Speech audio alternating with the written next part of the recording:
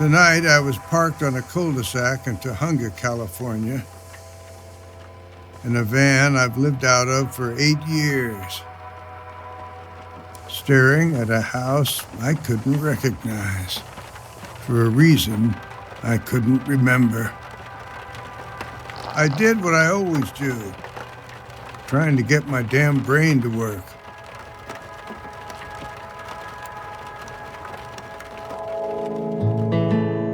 No, it is the Grandpas. Played guitar. Open chords. Stupid chords. First ones they teach.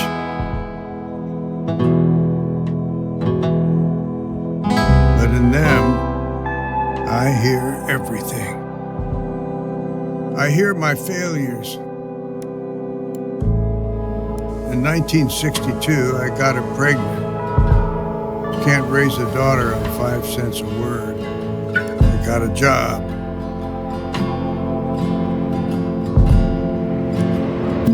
Wrote manuals for appliances. Told myself at least I'm typing, keeping my fingers in the habit. But after long days, I didn't reach for the typewriter.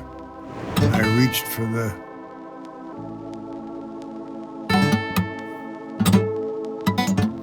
damn false note. Then I realized they were all false notes. Can't play for shit. Not anymore. Better to do nothing. Sit in the shit. Why play with failing hands? I could just close my eyes. Play in my head.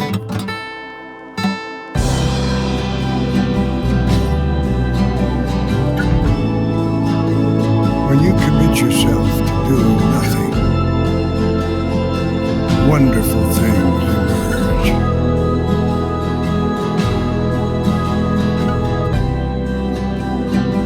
Can we do breakfast for dinner again? Like you, Isaac. I will start a petition to get them permanently swapped, if that's what my lady wants. I just can't stop thinking about bacon. I was the worst father since my own one. But still, I helped to create you and your sister. Wait, Dad, there's that van again. What van? I've seen that van parked there the last 3 nights. There's a guy in it. See? Right there. Hey, you! Cleo, don't! We see you, you know. Sure, I wanted to wave back at her, but I couldn't let her see me. No, I didn't deserve to know her. Not like this. Still, I'd like to leave you something, Isaac. One last dopey sci-fi tale for you to read when you're older. To make sure you don't make the same mistakes I did. See, back in 1977, when Rebecca was 7 years old, I didn't want to admit it, but inside, I was railing against what my life had become. If you looked at me, you'd never know it. Every morning I got up, drove into work. Every evening I came home and put my daughter to bed. But I felt so alone, like no one could see the person I truly was inside.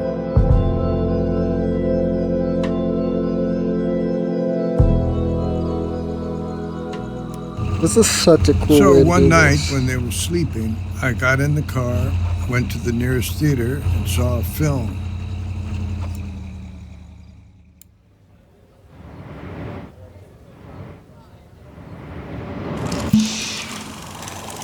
Film about a man who abandoned his family to make contact with a UFO, and it inspired me to do the same.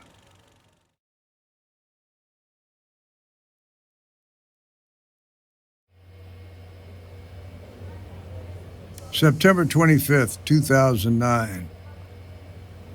I grew up in the Depression. Young people don't understand. We had nothing. Not 5 cents for matinees. So I'd sneak in back of the theater, up through the orchestra pit. Saw a movie about a man who used his mind to make contact with an alien queen, built himself a rocket ship, went to visit her. I made that my life's goal, to make contact with the unknown. All through the 80s, I tried to do it.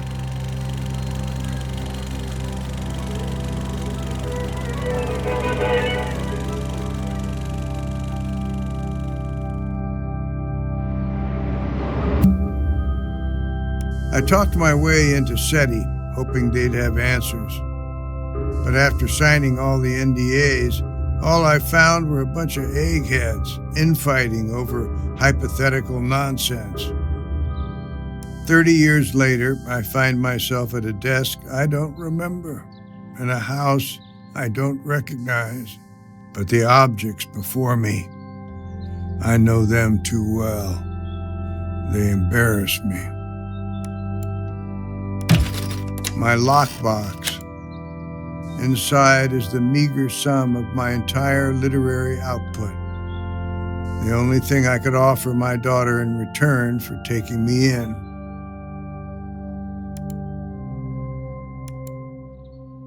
I can't even get the thing open, these damn hands. My books. Looking at them, I feel a cocktail of pride and shame. My medications. My daughter, who I haven't seen for 15 years, is now insisting I take them. Unclear why, but she wants me alive. My journal. They say my handwriting is illegible, but I can still read it. My dementia clock. Every time I look at it, I'm surprised by what it reads.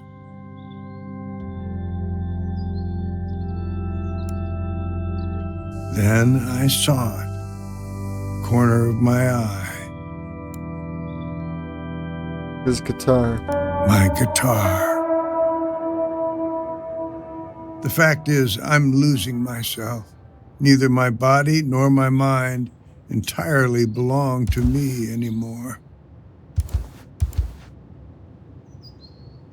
My feet move in pathetic little shuffles, each step a battle.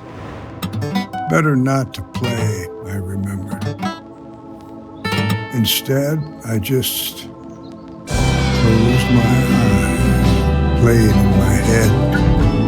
And as I did, I traveled through galaxies, heard the crackle of lightning across gas planet surfaces, ringing pulses of neutron stars, and far off roars of supernovas. And then I heard other music, far away at first, but coming closer. Another mind, making music with mine. It was like we were jamming.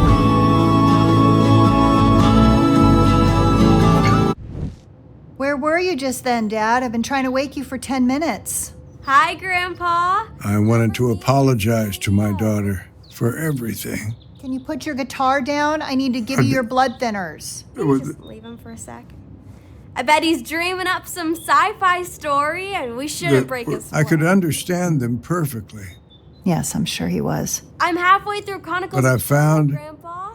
I Wanna hear my couldn't guess for the speak. twist? It's actually all a simulation. Hey, don't give it away. Dad, I'm gonna take the guitar now. Maybe let's just leave, okay? He looks really peaceful. I have my own work to finish. Dad? Just as I lost no. my ability to communicate with other humans, I seemed to gain the ability to communicate with him. He told me on his planet he was a warlord. They had received a broadcast from our planet, some rich asshole, inviting them to visit. From that broadcast, they had decided that Earthlings were too egocentric, too greedy to be proper stewards of their own planet, so they would come down and conquer. But his conscience got the better of it. He wanted to know for himself before launching the attack.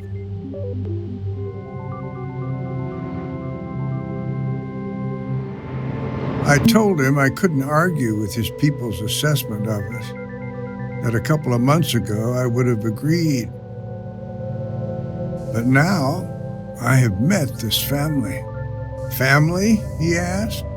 Didn't even know what that was, if you can believe it.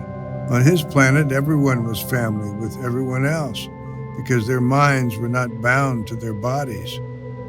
In a blink, they could spark electricity. With a swipe of their hands, they could move things in space. And if they closed their eyes and focused, they could hear each other's thoughts.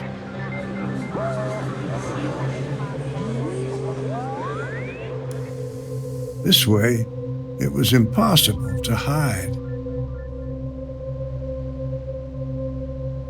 I suddenly began to laugh, harder than I'd laughed since I was a kid sneaking into movies. I thought I had to run far away to meet my alien, but all it took was coming home. Why did I contact the grandpa? Just because December it's 21st, a 2009. mind thing? I am writing this journal entry to keep myself awake. It's 6 a.m. and I'm waiting for my family to come down. I need their help. No, I skipped it. The most important task of my life. Tonight, I finally met my alien friend. We had agreed on a location, the abandoned parking lot where I used to sleep before my daughter took me in. I flashed my brights.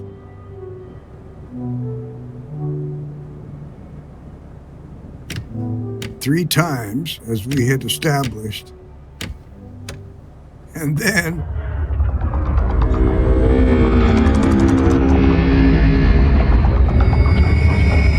he flashed his back at me.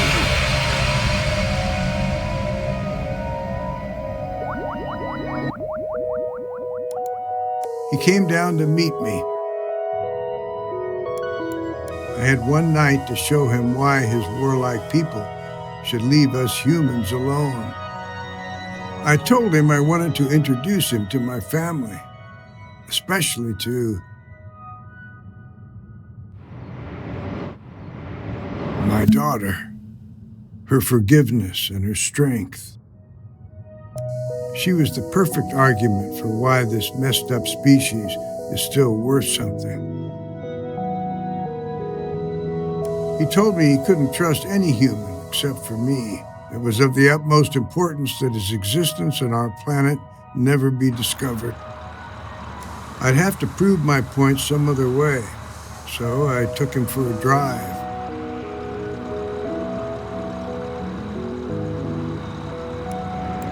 To a drive-in movie, I won't say a him that place way. where us humans gather to collectively dream. I had him close his eyes, listen to the audience's thoughts as they got wrapped up in the story on the screen. That's when us humans are at our most beautiful anyway. In our dreams, we are unable to hide. As the sun began to rise, he told me it was time to take him back. But when we arrived at the parking lot, there were men dressed in black, loading something huge into a truck. His ship was being taken. We had to stop the bastards, whoever they were. I floored the gas fast as I could. Shit. I came to on the side of the I-5, car filled with smoke. When I looked behind me, he was gone. I followed him into the desert,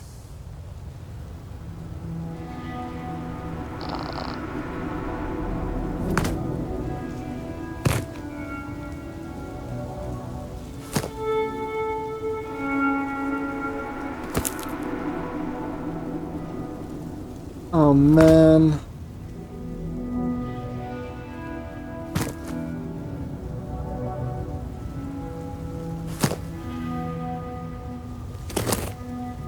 But my legs were failing me. Then I saw him Good? disappearing into a cave. Inside, I found him on a rock. He told me that without his ship, he would eventually die. I asked, how could I help him? He told me he could shut his body down like a frog in winter, transfer his mind into mine. Two beings in one, overlapping yet distinct. He told me that in the process he might forget who he is, lose himself in the transfer. But that wouldn't matter because I would remember, and together we could go get help. I'm terrified though. What if I forget? I forget so much these days. Shit. What if he dies? December 22nd, 2009. Today, I woke up on the sofa, my brain all muddled, more than usual. I knew something bad happened last night, but I couldn't remember what the hell it was. Outside the window, I could see my van, a smoking hunk. I've had my share of hangovers, but nothing like this. I'd written a journal entry, but it was completely unintelligible to me. I guess soon this one will be the same. How futile. The doctor told us I'd likely suffered a traumatic brain injury, possible internal bleeding, need to get the CT back. She asked if I felt any different than usual. I told her I didn't, but I was lying. See, there is this voice in my head, and it's saying the same damn thing, over and over, like a Buddhist mantra. You have to get me home. You have to get me home. You have to get me home. You have to get me home. You have to get me home. You have to get me home. You have to get me home. You have to get me home. You have to get me home. You have to get me home. You have to get me home. I don't know how to help this voice, but it certainly knows how to help me. I can leave everything to them. But I need to put the voice somewhere for safekeeping. I know just where to put it. The voice is watching me now as I write these sentences. I'll ask it for one last thing. To please take care of my grandson while you share his body. You two need to watch over each other now.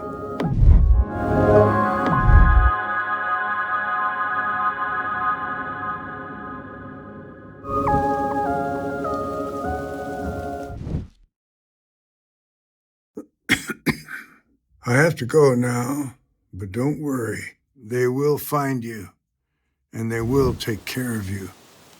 You're gonna love them, and then, when you're ready, they will get you home.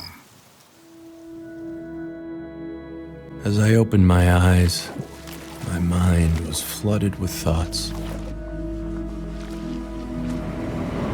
Your grandpa and I were the same. Aliens trapped in human bodies. In my heart, I knew every word I had just heard was true. But still, I had so many questions. Things I desperately wanted. I truly knew nothing, except for one thing.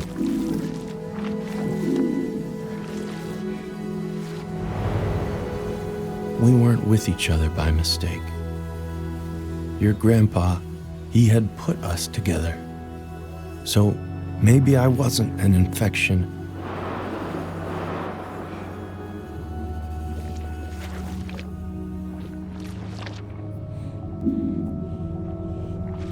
A new word had entered my mind.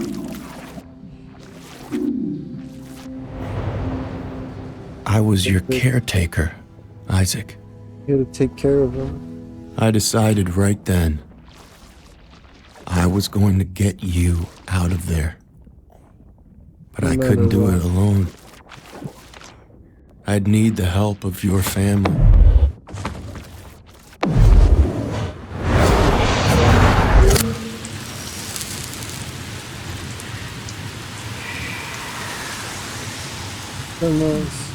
One left. What is cigarette?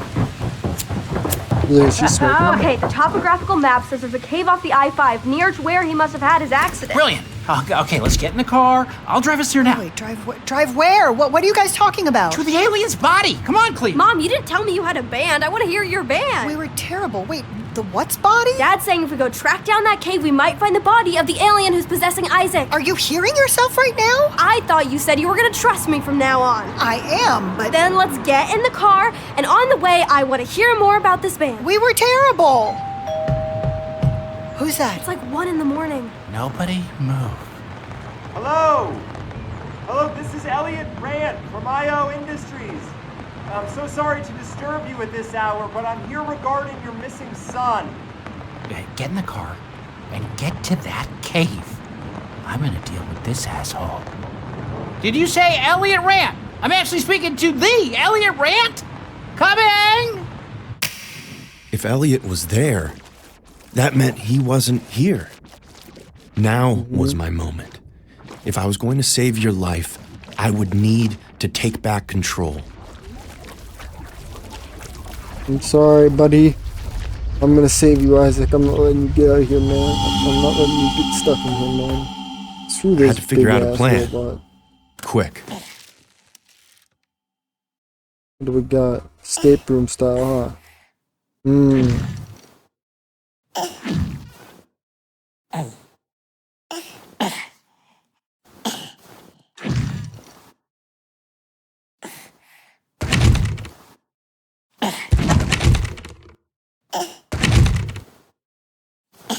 Okay, well, I'm failing this escape room so far. Fuck. But then I noticed something. Noticed what? Oh, a nightlight?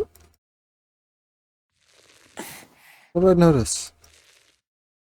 Are you talking about the flashing light up top?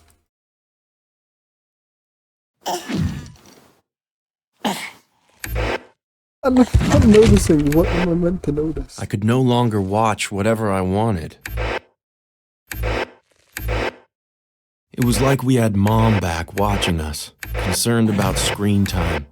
And then it dawned on me. We did have a mom watching us.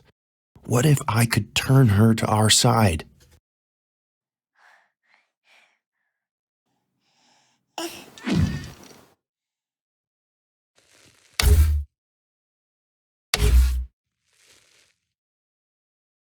But stay still. And Isaac.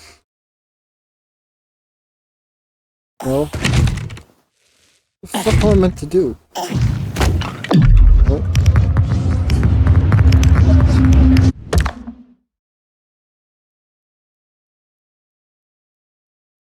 I waited patiently for her response. But there was nothing.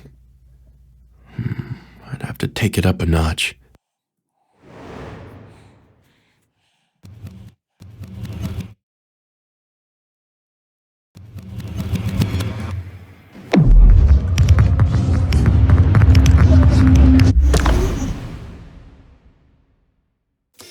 Okay,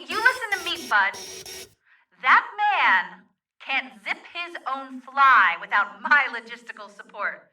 If I'm here, Elliot's here. Just be patient, okay?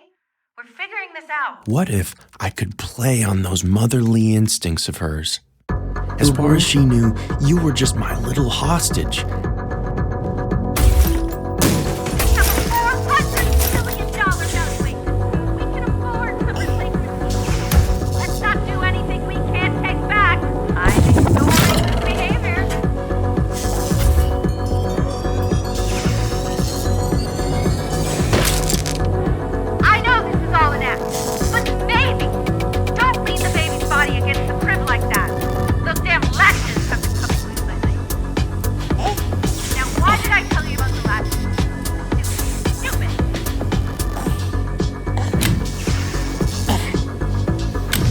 Fuck these guys. I'm so sorry, Isaac. But this was all for you.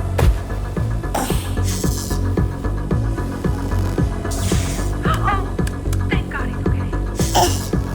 Oh, so you wanted Gilbert. I could take you to Gilbert. You think when I took this job, kidnapping babies was on the LinkedIn posting under necessary skills? I can't even look my own kids in the eyes.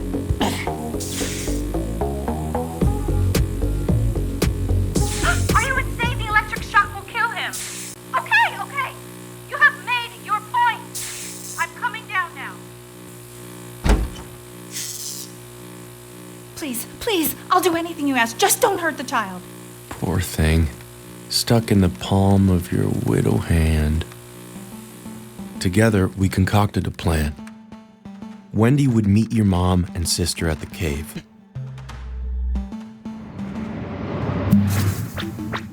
Retrieve my body and bring it to the spaceship.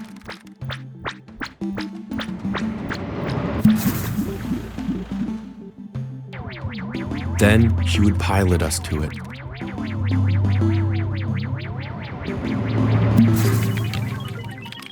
And I would say goodbye to you and this entire planet.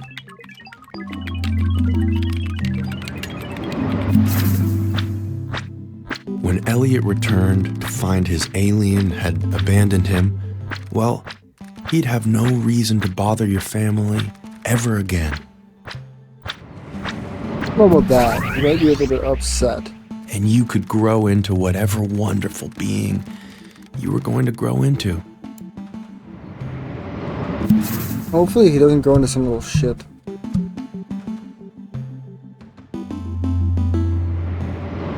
Sure, the plan felt insane, but it was the only hope we had.